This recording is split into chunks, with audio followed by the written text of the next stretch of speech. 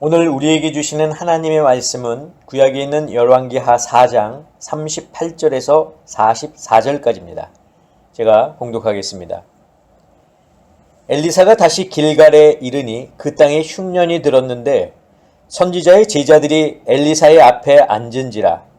엘리사가 자기 사환에게 이르되 큰 솥을 걸고 선지자의 제자들을 위하여 국을 끓이라 하매 한 사람이 채소를 캐러 들에 나가 들 포도덩굴을 만나 그것에서 들 호박을 따서 옷자락에 채워가지고 돌아와 썰어 국 끓이는 솥에 넣되 그들은 무엇인지 알지 못한지라.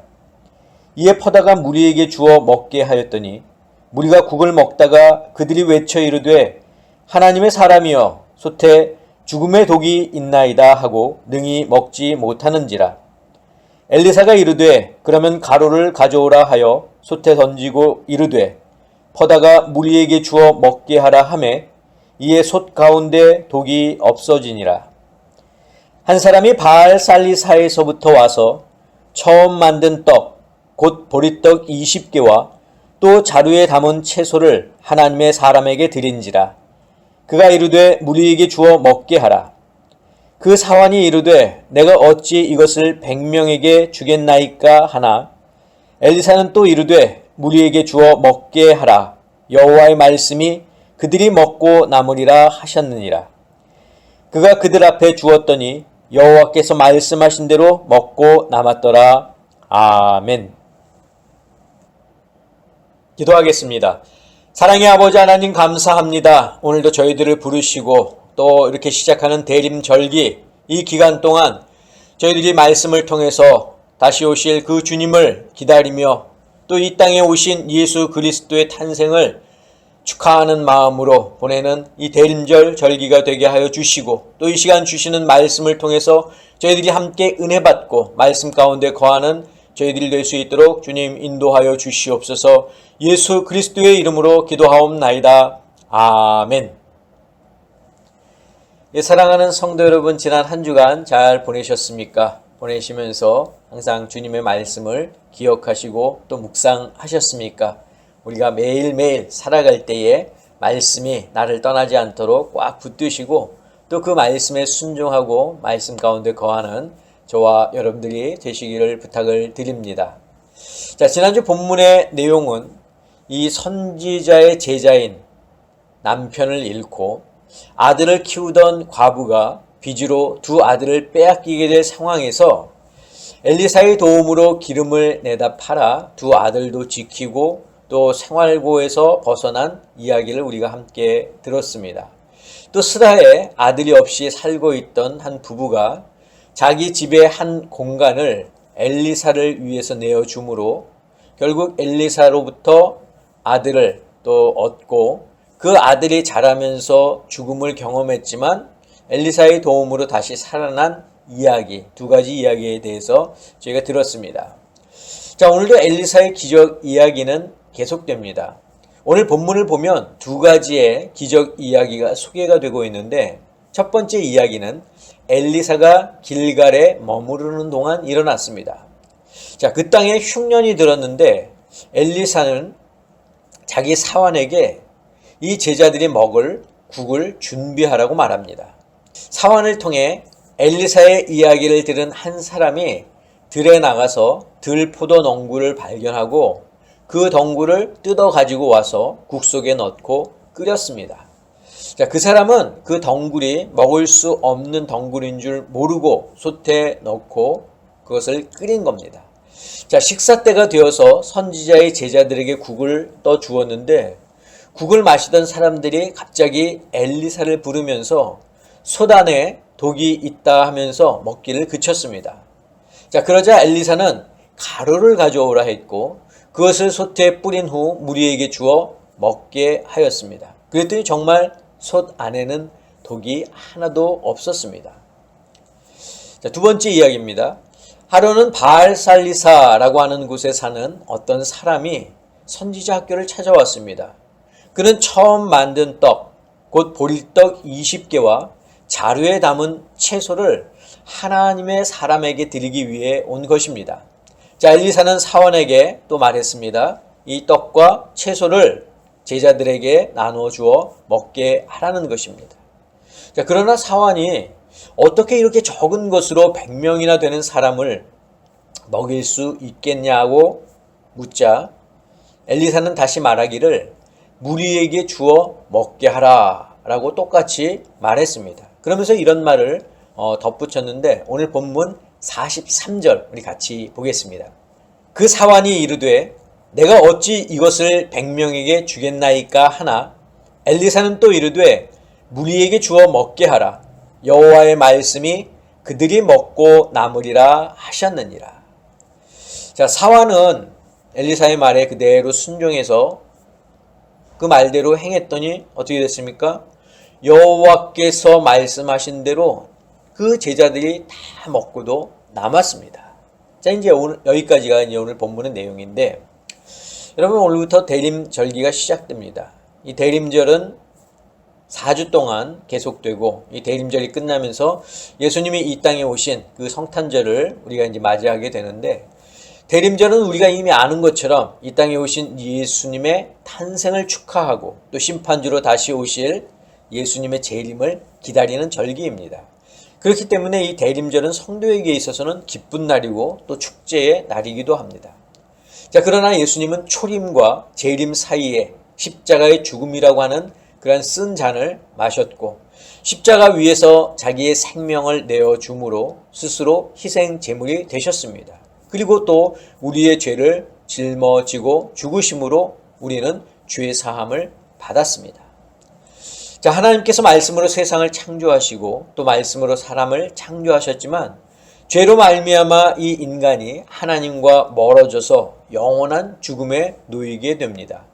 자, 하나님은 인간을 구원하려는 계획을 가지고 아브라함이라고 하는 한 사람을 선택했습니다. 하나님은 아브라함을 통해서 한 민족, 즉 이스라엘 민족을 이루셨고 제사장 나라가 되게 하셨습니다. 그리고 율법을 통해서 죄의 길이 아닌 하나님의 길을 걷도록 방법을 알려주셨고 제사를 통해서는 일시적인 죄사함의 길을 열어주시기도 하셨습니다. 자, 그러나 하나님의 이런 배려와 사랑에도 불구하고 인간은 하나님을 떠나 우상을 섬기는 죄를 범했고 제사와 율법은 형식과 또 격식을 차리는 곳에 사용되었습니다. 하지만 하나님은 인간을 포기하지 않으시고 기회를 주시는데 당신의 아들을 세상에 보내 누구든지 저를 믿는 자마다 멸망치 않고 영생을 얻을 수 있도록 하셨습니다. 자, 그러나 인간은 예수님마저도 십자가에 못을 박았습니다.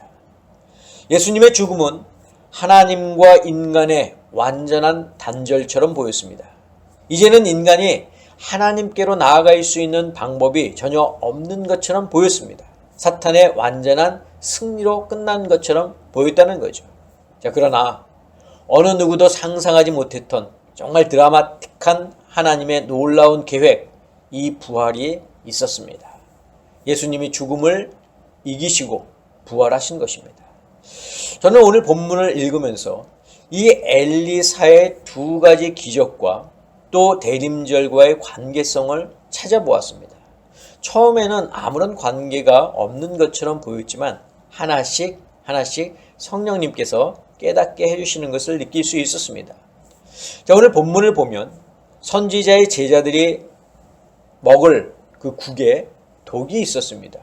일부러 독을 넣은 것은 아니지만 들포도 덩굴을 끓이는 중에 그 속에서 독이 나온 것으로 보입니다. 자, 그때 엘리사가 어떻게 했습니까? 가루를 국 안에 넣었고 그 후에 제자들이 아무런 탈 없이 국을 먹을 수 있었습니다.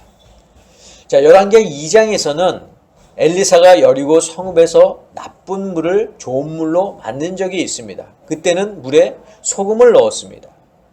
자, 국에 가루를 넣고 또 물에 소금을 넣는 것 자체가 해결책은 아닙니다. 가루가 국에 들어가서 독을 중화시킨 것도 아니고 소금이 나쁜 물에 들어가서 물을 깨끗게 변화시킨 것도 아닙니다. 자, 여기에는 하나님의 역사하심이 있었고 엘리사를 통해서 기적의 사건으로 하나님이 당신의 능력을 나타내 보이신 것입니다. 자, 그런데 저는 이 두 사건에서 가루와 소금에 좀 초점을 맞추려고 합니다. 가루가 국에 들어가는 순간 가루는 자기의 모습을 잃고 맙니다. 소금도 마찬가지입니다. 자기가 가지고 있던 형체가 국이나 물에 녹아 동화되어 버립니다. 자, 그렇다고 그 성분이 사라진 것은 아니죠. 가루와 소금은 비록 형체는 없어졌지만 그 성분이 국과 물에 여전히 남아 있습니다. 저는 이것을 희생이라고 말하려 합니다. 희생은 자기를 버리는 것입니다. 수많은 선교사가 복음을 위해서 자기를 버리며 희생하며 순교했습니다. 선교사들이 자기를 희생함으로 목숨을 잃기는 했지만 그것이 끝이 아닙니다. 선교사가 전한 복음은 복음의 싹을 틔워 그 땅에 교회가 세워지게 했고 또 복음을 전하는 발판이 되기도 했습니다. 예수님은 이 땅에 왕으로 오셨습니다. 하지만 왕으로 살려고 오신 것은 아닙니다. 당신을 내어주시기 위해서 왔습니다. 한마디로 당신을 희생하기 위해서 이 세상에 오셨던 겁니다. 유대 종교 지도자들은 예수님이 십자가에 달려 죽자 자신들이 승리했다고 생각했습니다. 예수님의 제자들도 그렇게 생각했습니다. 그러나 예수님의 죽음은 죽음으로 끝난 것이 아닙니다. 예수님의 희생으로 말미암아 인류에게는 구원의 길이 열렸습니다. 예수님의 죽음 전까지만 하더라도 굳게 닫혔던 구원의 문이 예수님의 죽으심으로 활짝 열리게 된 것입니다. 자, 엘리사의 두 번째 기적도 대림절을 시작하는 우리에게 중요한 것을 제시하고 있는데 바알살리사에서 사는 어떤 사람이 첫 열매로 만든 보리떡 20개와 자루에 담은 채소를 가지고 엘리사를 찾아왔습니다. 엘리사는 사환에게 어떻게 했습니까? 선지자의 제자들이 먹을 수 있도록 나눠주라고 이야기했습니다. 그러나 그 음식으로는 100명의 사람을 먹일 수 없었습니다. 그럼에도 불구하고 엘리사는 무리에게 주어 먹게 하라고 말하면서 여호와의 말씀이 그들이 먹고 남으리라고 하셨다는 겁니다. 자, 사환은 엘리사가 시키는 대로 얼마 되지 않는 그런 음식을 사람들에게 나누어 줬습니다. 그런데 어떻게 됐습니까? 하나님의 말씀대로 그들이 배불리 먹고도 남았습니다. 자, 이 이야기는 예수님께서 보리떡 5개와 물고기 2마리로 5,000명을 먹이신 이야기를 떠올리게 합니다.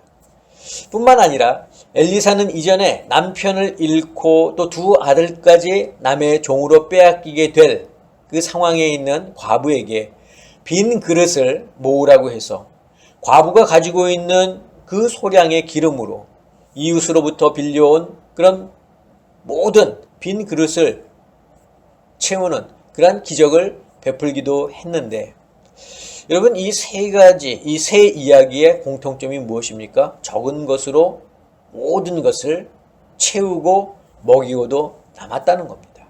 적은 양의 기름이지만, 적은 양의 떡이지만 그것이 결코 적지 않고 오히려 채우고 남았다는 겁니다. 자, 예수 그리스도의 죽음도 이와 같습니다.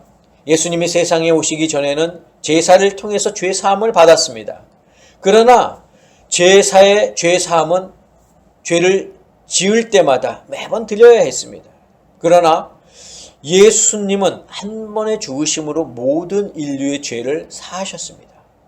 예수님 당시에 그 사람들의 죄만 사하신 것이 아니라 아직 태어나지 않았지만 또 앞으로 태어날 사람들의 죄까지도 예수님은 이미 그들의 죄까지도 다 사하신 것입니다. 한 번의 죽으심이 모든 인류의 죄를 사하고도 남았다는 겁니다. 그리고 그 사하심은 일회적, 일시적인 죄사함이 아니라 영원한 죄사함이라는 것입니다. 이처럼 예수님은 자기를 희생하고 또 우리의 죄를 사하시기 위해 이 땅에 오셨습니다. 그 예수님께서 다시 세상에 오실 텐데 그때는 희생양이 아닌 심판주로 오실 것입니다. 우리는 예수 그리스도의 희생과 사랑으로 구원받은 자들입니다. 그렇기 때문에 우리도 예수님과 같은 삶을 살아야 하며 우리에게 맡겨주신 사명을 감당하고 우리의 십자가를 지고 예수님을 따라야 합니다. 그러기 위해서 그리스도인은 가루와 소금의 역할을 해야 합니다. 바로 나를 희생해야 한다는 말입니다. 그것은 꼭 생명이 아니더라도 나의 시간, 나의 노력, 나의 물질, 나의 노동력을 사용해서 죄악된 세상을 변화시켜야 합니다. 가루와 소금이 독이 든 국을 정화하고 또 나쁜 물을 좋은 물로 바꾼 것처럼 말입니다. 물론 우리의 희생이 악한 이 세상을 한꺼번에 변화시킬 수는 없습니다.